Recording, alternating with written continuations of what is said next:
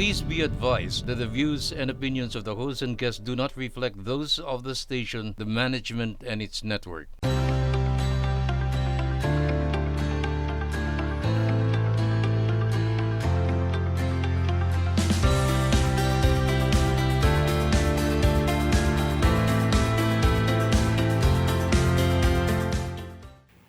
Hello everybody! Kamusta ang lahat? I am William Theo and glad to see you again. Ang saya ng last episode natin. Last week, we had our first ever guest on this show.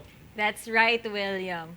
But before we continue, allow me to greet all of you. Hello, I am Mara Munoz and welcome to GNN Times. Okay, and we'll once again dig into our Philippine culture and arts. Importante yan dahil kailangan sariwain natin ang mga kabataan, lalo na sa generation natin ngayon, ang ating ipinagmamalaking kultura at sining.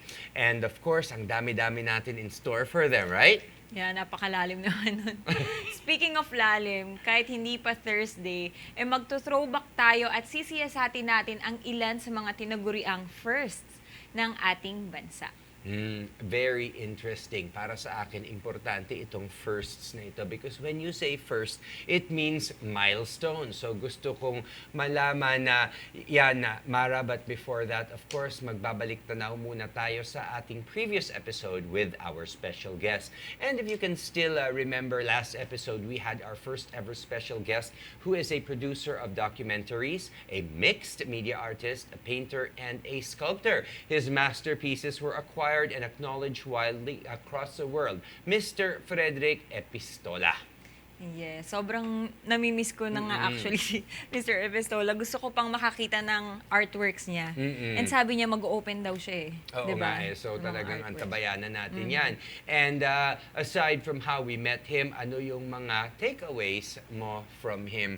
Ano ba yung natutunan natin sa kanya? No? Because he started very humbly, tapos bigla na lang lumaki. Yes, he's very inspiring. Tinuruan niya tayo na don't give up nga, di ba?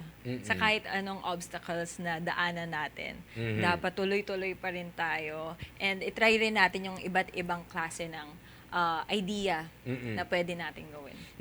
And of course, ako also, no, yung para bang the way I see it, you have to be innovative. You have to let your passion speak for you. Kasi usually, pagka-passionate ka about something, your ideas, thoughts, and everything else follows eh. You cannot make a mistake kung puso talaga ang nagmamaneho eh. yun ang maniniwala ko Siyempre iba naman yun. Ibang iniisip mo, no? Okay. So it was really amazing and an honor to have him on GNN stage. Sana marami ang sumuporta at maipagpatuloy niya pa ang kanyang craft in the future. Agree, dahil isa siya sa naitalang nating first guest sa ating show. In relation to that, pag-uusapan natin ang list of first na naitala sa Pilipinas. Tamang-tama sa topic natin ngayon, William. Mala-trivia na naman tayo rito o lakbay aral, William. Kaya naman, simulan na natin. Number 1, First Catholic Church, Okay. Basilica del Santo Niño, locally known as the Basilica Menor del Santo Niño de Cebu, and more generally referred to as Santo Niño Basilic.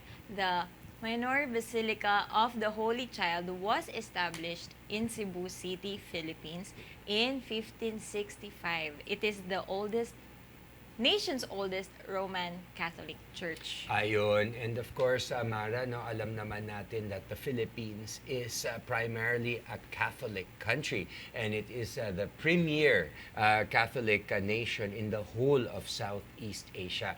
And para bang to have the first church, Catholic church, still standing, still very well maintained, yung para bang is really something that we can be proud of. Talagang tradition and culture lives.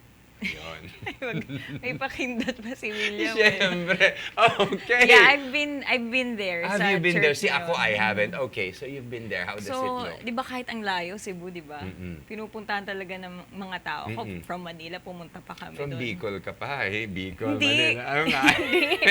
Di, sa Parañaque. Oo Pero naman. ayun nga, Cebu. Pumunta Yes, pa kami yes. doon para makita rin namin yung Oo. ano. And andun yung first Santo Niño. Oh, okay. dito sa Philippines. The first Santo Dun. Niño. Okay, Yeah. wow, that's something. See, I didn't even know that. Thank you. Ayun. So, anyway, meron din akong isang first.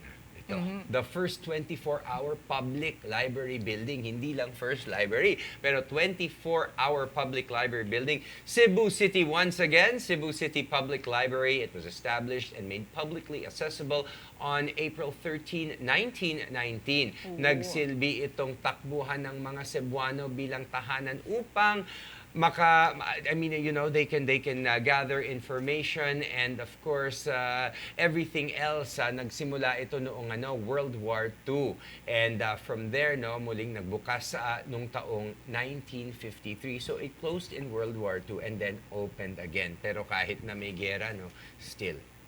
Yun. Napaka-importante naman talaga kasi ng library, di ba? Lahat ng info na Yes, oo, kasi dati wala pang internet, wala pang Google, wala pang anything. I think Wala. yung para bang we only have two ways. It's either encyclopedia even if you don't have your own encyclopedia, you have to go to the library, di ba? Check out the books. I miss that though, sa totoo lang. Oo, in my time. nakakamiss kasi ngayon modern more on phone na lang tayo, laptop, para makapag-internet, mag-search. Pero ako, gusto ko pa rin bumalik. Gusto ko pa rin pumunta ng library. Kasi iba talaga Iba yung mga- nag-e-effort ka eh. Oo, yung hahanapin mo talaga Oo. one by one. At saka pagka hinahanap mo talagang, talagang nanamnamin mo yung mga definitions, explanations, and you also let your imagination run away with you. Tama? Correct. Okay, ayun. And now, on a lighter side, punta naman tayo sa larangan na tinahak na Momara. Can you share with us your first moment sa pagsabak sa pageantry? May ganyan man. Oo, because yung para bang syempre, May ganyan pala. iba when it's the first time, iba yung kaba, iba yung excitement, iba yung para bang expectations, lahat-lahat. And it's such a beautiful feeling, no? Although it's difficult. Like ako, yung first time ko, hindi ko alam kung parang nabubuhol yung mga bituka ko eh. Nag-pageant Ikaw, ka ganun ba? Hindi naman sa pageant, but you know. Na-curious Hindi ba? kasi nag-pageant. Okay. So ako, first ko actually, I started sa school. Okay. Yun. Pero hindi ko masabing first, pero yun, iba lang yung level nung school sa national pageantry. So I started Binibining Parañaque. Okay. Yeah, it was really nakakakaba. Mhm. But then my family is there to support for me, and also Barangay Don Bosco in Parañaque City, they supported me. Thank you so much. And until nung nag-Miss World Philippines ako, they supported me. So Oh, lahat okay. ng pageants, Binibining Parañaque, Miss Tourism World Philippines, Mutya ng Pilipinas, Pinay Beauty Queen Academy, andyan sila sa akin. So Okay. yun, thank you guys. Pero you felt really good, no? Kahit na Yes, kinakabahan nag-i-improve, ka. diba? Oo. Nag-i-improve. So kahit kinakabahan ka, kung alam mo may sumusuporta sa'yo, somebody is with you every step of the way, holding your hand or whatever, it becomes easier. Yes, it becomes easier. Mahirap kapag ikaw lang mag-isa Totoo, eh. Diba? totoo, Lalo totoo. kapag first time mo. Kasi hindi mo alam kung sinong kakapitan mo, kung meron kang tanong, kung meron kang nararamdaman, di ba? Yes, kung kinakabahan ka talaga, Yes, hindi mo yes. alam gagawin. True, Tama. true. Bakit mo naman natanong? Wala. Kasi syempre, importante yon na malaman ko kung ano yung nararamdaman mo. The first time you experience something. Kasi ako, yung para bang, ang masasabi ko lang, no, the first time I went to a new school, when I transferred schools from Indonesia to the Philippines, doon talaga kinabahan ako kasi I did not know what to expect. It was a different culture, it was a different environment, yung para bang, and I was young, so para bang hindi ko talaga alam kung anong dapat, different language, ganun, yun. So, Parang ngayon yung Tagalog na nahihirapan. Oo, ka. tingnan mo yung Tagalog ko, nahihirapan ako. Pero improving. Oo, pero pagka pasalitain mo ako ng bahasa, kayang-kaya ko yan eh. Okay, kasi our next set of firsts are inclined with beauty pageants, okay? And sino ang first Filipino Miss World in line with pageants? So first Filipino in Miss World is Megan Young. Mhm. She's a young a Filipino-American actress, model, television host, and beauty queen. Mega Young Diaz won the Miss World Philippines 2013 crown before being named Miss World 2013. The Miss World title has never been won by a Filipina before. So she was the very first and the The only. only. As of now, up to now, Yes, the only. until now, only. Until now. So our first and only. And speaking of which, this is going to hit closer to home. No? Ako naman na sasabihin ko yung experiences ko with Megan Young winning Miss World. Consequently, in 2013, I was an anchor on GNN already. So para bang part of yung route ni Megan Young was here dito sa Gamboa, sa Makati, Paseo de Rojas. So, nakita mo So siya. naka-close ito. So para bang we just went down and we were Okay. able to go down and para bang experience it. Although malayo siya, pero dito siya dumaan. So para bang here in this studio. And then later on in the afternoon, yun din ang binalita namin. So yun ang experience ko with that. Sobrang sumikat siya noon, nung Yes. time ng Miss World. At saka she's a very humble person, a very real, but she's very pretty. Yeah, that's the most important thing. Dapat mabait ka talaga. Yes, dapat mabait ka kasi Yeah. no matter what, no, yung beauty, syempre as you get older, it changes. I won't say it fades, but it changes. It changes. It metamorphosizes. Yung diba? ano, itsura mo. Yung itsura. sa Pero yun face. nga, kung mabait, kung tunay ka, if you're It a real will person. never fade. Okay. Diba? And now, eto naman, next question. Ako ang magtatanong ng mga questions dahil ano mo ito turf mo ito hindi ko ito alam. The first Filipino Miss Universe is candidate number 1. Gloria Diaz. Gloria Maria Aspilera Diaz is a Filipino actress, model, and beauty queen who shot to popularity after winning the Miss Universe title in 1969, making history as the first Filipino to do so. So, naalala mo ba yan? Napanood mo Yes, ba yan? I remember that because para bang she was the first. So but unlike Miss World, that is the first and only, Miss Gloria Diaz is the first of many Filipino Yes. Miss Universe. And Miss Universe is the biggest Yes, pageant. it's the biggest. See, sa lahat. followed Yeah. by, ang alam ko, syempre, iaano mo na ako, tutulungan mo na ako after this. Pero ito, alam ko yung number 2. The second Miss Universe is Miss Margie Moran Florendo, correct? And then Correct. hindi ko na alam kung sino ang third, fourth, at fifth. Pia Wurtzbach, Pia and Wurtzbach, then Catriona Gray. So we have 4. We have Yes. 4 Miss Universe, but we've also had many candidates who were closing in on being maraming first runner-up, maraming second runner-up. Yes, diba? marami ring nanalo na nakapasok sa top 5. Which goes to show that the Filipina beauty is second to none. Tama? Yes, and as you can remember, Catriona Gray, sumali din siya ng Miss World, Mhm. 'di ba? So nung time ko ng Miss World Philippines, siya yung winner nun, 'di ba? Oo. So sumali siya ng Miss World, she wasn't able to get the crown, pero she tried again, 'di ba? She tried again. That was her first pageant, Miss World, and then she tried again Miss Universe, and yun nga. And then she finally She got got it. it, Which shows diba? that also tells us, no, as a para bang konting lesson din sa atin, if you do not get it in your first try, it doesn't mean that you're never gonna get it. You have to try and try again. Sabi nga nila, kailangan na matyaga sa buhay. You cannot let disappointments bring you down. We know that we have hard times, pero we just have to get up again. Yes, it's not, we will fall. Ang importante dun is getting up again. Di ba? Right. Okay. So, maiba naman tayo. Talagang curiosity fuels our minds. Hindi pa horror season, pero yung next nating category ng first ay interesting topic para sa marami. Okay. Nako, ano yan? First recorded serial killer. Nako, eto Father Juan Severino Malyar. 57 innocent Filipinos were murdered by a man of God. He is the country's first identified serial killer in Magalang, Pampanga during the time of Spanish colonialism. Malyari worked as a parish priest. He was also the first Filipino priest hung for his crimes in 1840. Amid Malyari's deed was resulted actually of his mother's suffering. Sinasabing he is not in the right frame of That's mind. sad actually, Oo. Kasi noon, basta may ginawa kang crime, hindi mo na chine-check ng maigi kung bakit nga ba ganun.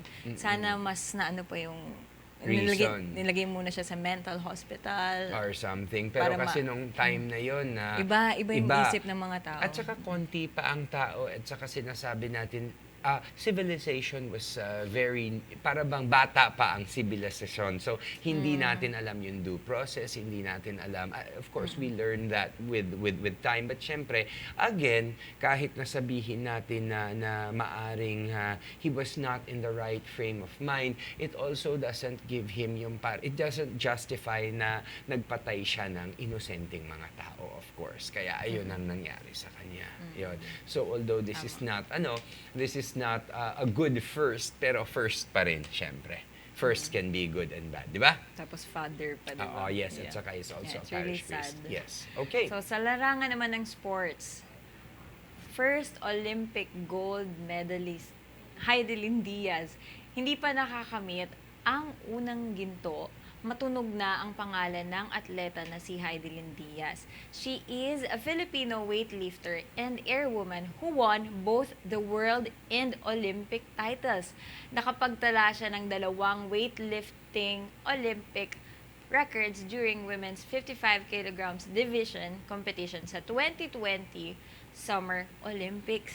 Grabe ang galing niya. Grabe ang galing niya. I was able to interview Miss Heidelin Diaz before So she marami won. kang ideas tungkol dyan. Yeah. So I know exactly how she started. It wasn't also smooth sailing for her, but the thing is, nagpursige siya and she finally got, it was wonderful to be able to hear her story before she won. And then when she finally won, yung para bang you feel, yung para bang the success with her.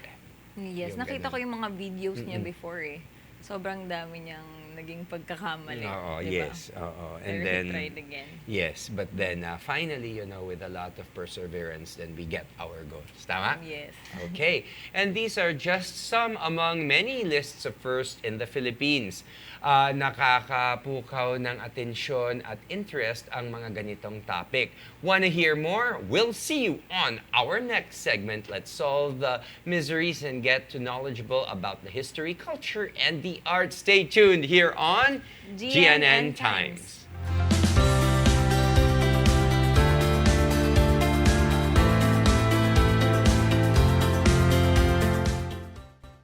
Okay, welcome back to GNN Times and you're still with the both of us.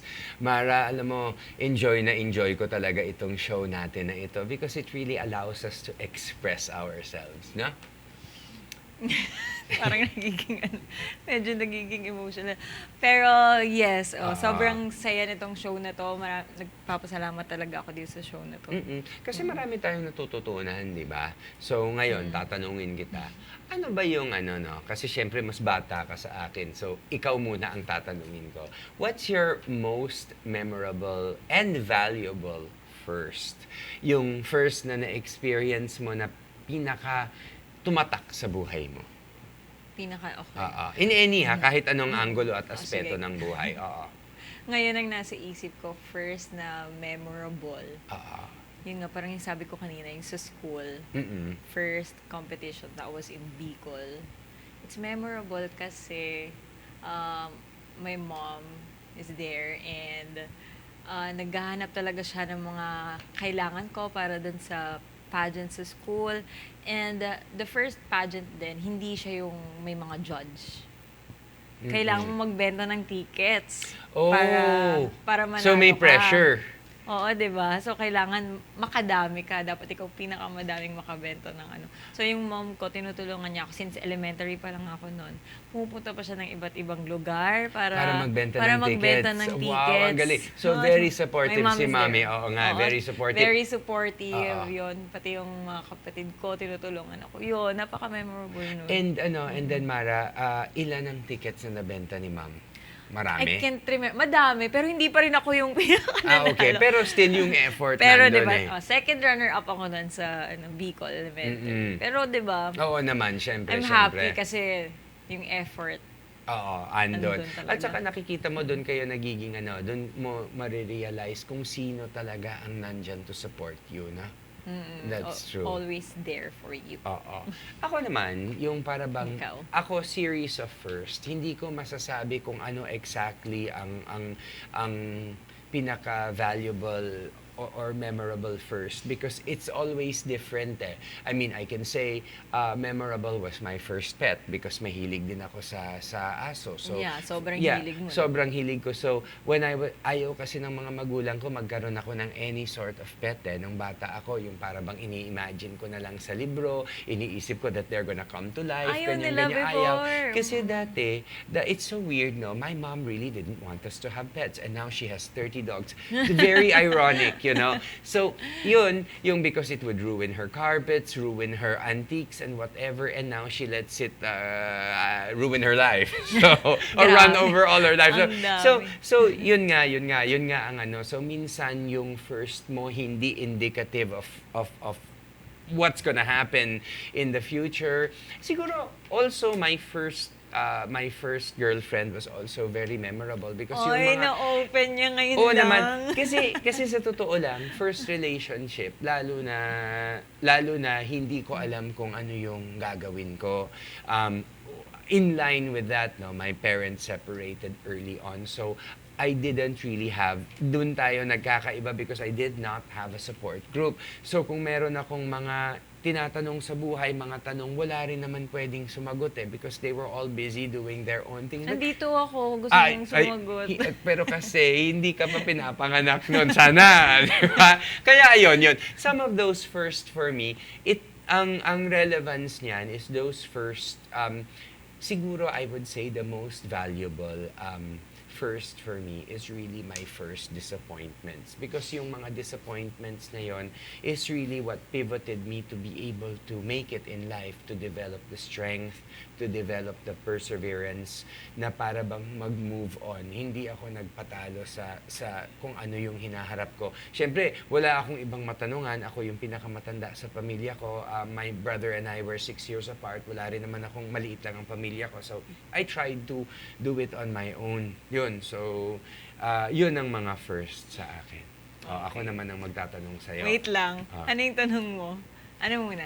Sige, baka ikaw paunahin ko. Sige, paunahin mo na muna ako. Sige, I like that. Sige, go. Sige. Ano ang last mo na memorable sa'yo? Ang last ko na memorable? Well, honestly ha, sige. Ikaw Sasagutin muna. ko yan with a question. Okay, hindi ko muna, I cannot say na may last ako na Yun pinaka-memorable, kaya nga kita di ba? pinapauna eh. Kasi Last ako na, isip ako sa last eh. Kasi nabubuhay pa tayo eh. For as long as we are alive, for as long as yung parabang nandito pa tayo humihinga, wala tayong sakit, may pag-asa. Minsan kahit alimbawa down na down ka, as long as you're alive, as long as you wake up in the morning, well, it's a blessing. So parabang wala pa yung last ko. Siguro yung last ko, masasagot ko yan in a few years from now. So as of now, magsistick muna ako kay first. Ikaw naman. Okay, so ako, yun nga, so madami nga akong nasalihan, di ba? So maraming nagtatanong sa akin kung sasali ba ako ulit Okay. ng competition. Pero sinasabi ko sa kanila, last na yung Miss World Philippines. Oh, okay. Parang contented na ako Contented doon ka na. sa pageant na huling nasalihan ko. So, okay Pero ka na hindi doon. natin masasabi. You can't say it. Maybe in the future, Oo. Kasi magbago yung isip or magkaroon na sana naman sasali, magbago diba? ang isip mo. Sana Because, magbago. because you know why? You're in a different level ngayon of maturity. Sa tingin ko, di ba, kasi when you join pageants, you're really representing the women of your country. And once you represent the women of your country, you will be representing the women of the world if you win the title. So I think with your maturity, with how you have become from the time I first met you, I think for me, For you. for me, kung tatanungin mo ako, yes, I think you should join another pageant because why? Question mark. Because I know you can make a difference. I know you can be effective. And I know maraming kababaihan na magbe-benefit sa pagpanalo mo. Kaya I want you to join. Yun ang sa akin Wow. lang. Yun lang. Last na nga ba kaya talaga yun? Sa lahat ng sinabi ni William, last na nga kaya talaga. Pero ano sa age din, 'di ba? May limit Yes. yun. Hindi ko maalala kung You don't hanggang look it. That's the ano. most important I know, I don't thing. look You don't like- look it. Kaya sabihin mo na lang sa kanila, No, I look listen. younger. Yeah, definitely you look young. Kaya nga, I would urge you. At saka since what you can do when you join again, you can take everything that you've learned and give it one good shot. Di ba? Ayun. May daming pumapasok sa isip nung umiikot-ikot. Okay. Ikaw naman, tatanungin kita. We've been running this show for about mga 7 episodes, no? Nagkaroon tayo think this ng... is the This is the eighth. 8th, yes. Yeah. This is the 8th episode, no? And ano ang pinaka-valuable lesson or experience rather that you learned while we were yung para bang, especially the theme of our show is arts and culture, para bang what did you learn and how is it special to you? Yan. So what I've learned, kasi 'di ba first ko to First- TV first, hosting. yes, oo. Parang first hosting na rin. Though may isang beses pero ibang Iba ang lang live to. At kasi ito tuloy-tuloy Iba lang. di ba? Oo, Yes. oo. Iba lang to. Oo. Well, yun, natutunan ko na dapat itry mo. Oo. Conquer your fears. Yeah, conquer your fears. Kasi first time ito. Kasi first time, 'di ba? Hindi Oo. ko ina-expect na magagawa ko siya ng maayos. Kasi before, sabi ko kay Kuya Butch, Kuya Butch, baka hindi ko kaya. Mm-mm. Pero kinausap niya ako na kakayanin ko daw. So, yun. Sabi ko, sige, tatry ko yung sinasabi nga na itry mo yung mga bagay na kinakatakutan mo. Mm-mm. Gawin mo siya. Ngayon, hindi mo na kinakatakutan. Hindi na. Oo. At saka, Hindi na. At saka ako magsasabi, no, si Mara nung nag-start dito sa GNN Times kasi first nga niya, you were very nervous. Of course, I know you were excited, but you were also nervous. You know Oo. why? And now, you're a natural. And you know why? Because you had that excitement. Kahit na kinakabahan ka, kahit ninenervyos ka, naig ba yun? Tama ba yun? Ay yung Nanaig, Oo. parang lumamang. Oo, lumamang yung excitement. And it's the excitement that actually made it work. So I think because of that, ang galing-galing mo na nga eh. Tingnan mo, parang season na, parang parang ilang taon mo na rin yung ginagawa. So para ba sa akin, I feel yung para bang you've developed so well as a host. And I feel you're going to go far sa akin. Yeah, I really hope so. Pero yun nga, Mm-mm. marami pa naman tayong magagawa. Oo. Magkikita-kita pa rin naman Definitely. tayo sa ibang Oo. klase ng... Yes. Kasi itong so para bang kasi the reason why we're talking about this, guys, is because this is our season ender, kumbaga. So para bang andito kami nagre-recap ng aming mga natutunan. Para sa akin naman, I feel the most memorable thing for me here is yung para bang, kasi ngayon I'm a news anchor now. It's been a while since I've actually hosted a talk show because news has been very Yeah. demanding. I'm really glad for the opportunity to be able to sharpen yung para bang my skills once again, and para bang of course to be able to have a wonderful co-host na para bang I always enjoy working with, and that's also very very important. Yung para bang reactions, yung experience ko on the show as a whole, si GNN has always been a family to me. And yung para bang I'm glad for this opportunity to be able to be back here in familiar territory. Of course, a little bit older, pero para bang the feeling is you always have to feel young and youthful. Yun. So we're really thankful with our experience here on GNN. We already learned a lot. We know na si William, yes, marami ka ng experiences, pero mas lumamang pa nga talaga yung pag-host mo, 'di ba? Kahit marami na, kahit sa news anchor. Ngayon, sa talk show, Oo, at mas saka- marami ka pang natutunan. At saka syempre yung para bang kahit papano, no, you always have to be excited with what you're doing like it's the first time. And I know, di ba, Mara, marami tayong naging followers, naging viewers. Would you like to take this time to para bang thank them and show your appreciation, our appreciation para sa ating mga viewers, ating production team, yung mga taong who believed in us to give us the show?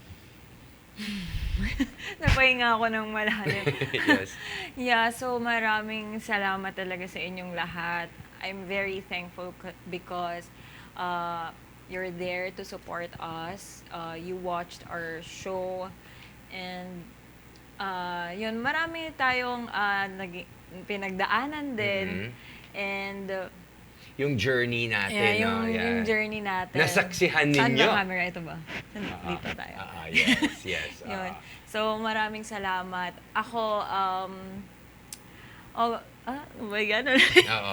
O, alam mo, nakikita mo, at least totoo tayo dito. Si Mara is getting a little bit emotional. Of course, yan, because we're already used to being with each other. But sige, we'd like to thank our viewers, those who supported us along the way. Of course, the guests who came, our guest who came na para bang and shared us their valuable knowledge.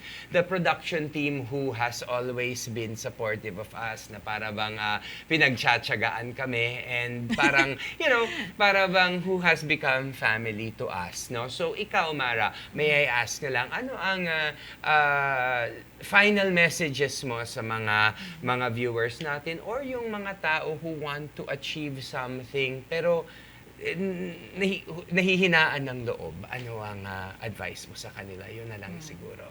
So, yeah, again, thank you very much, guys. Of course, GNN, thank you very much for giving me this opportunity. To Kuya Butch Serrano, thank you very much for helping me out. If I have questions, you're helping me out. Thank you very much. And yeah, to all the viewers out there, thank you again. And yeah, sa lahat ng naging experiences namin, sa lahat ng pinakita namin sa inyo, sana marami kayong natutunan. Sana na-inspire namin kayo. Sana sa journey na to, maging katulad din namin kayo na hindi nag-give up sa mga nagiging problema. So parang ngayon, hahanap pa rin tayo, gagawa pa rin tayo ng paraan para mas maging matibay pa kung ano yung gusto natin. Yes. Okay. And remember yung para bang never give up. Something that I learned on this show, of course, is throughout my busy schedule, minsan natitake ko for granted yung arts and culture ng Pilipinas, na para bang that is part of our heritage. And it has created a new awareness for me, and I'm very, very grateful for that, for new artists, singers, performers, everybody in the arts. Remember, when you fall, it doesn't mean you're defeated. When you fall, okay, it's okay to get hurt for a while, but let's get up and show them what we're made of. And that is the most important lesson in life, Mara. So, that's it for this segment. And mukhang uuwi na naman tayo, Mara, na marami tayong natutunan, of course. And we've enjoyed along the way. Tama? Yes. Okay, so until next time, thank you, and definitely you'll see us again. Ako naniniwala ako dun sa saying na there are no goodbyes. It's just we'll see each other again. Tama? Yes. And yeah, thank you so much, guys. Abangan nyo pa rin ang aming episode dito lamang sa Golden Nation Network. Mapapanood kami sa GNN, sa GSAT, DirecTV Channel 1, Sky Cable Channel 73, at sa iba pang cable providers. Okay, and of course, for the last time, allow me to say this. It's a wrap here on GNN Times.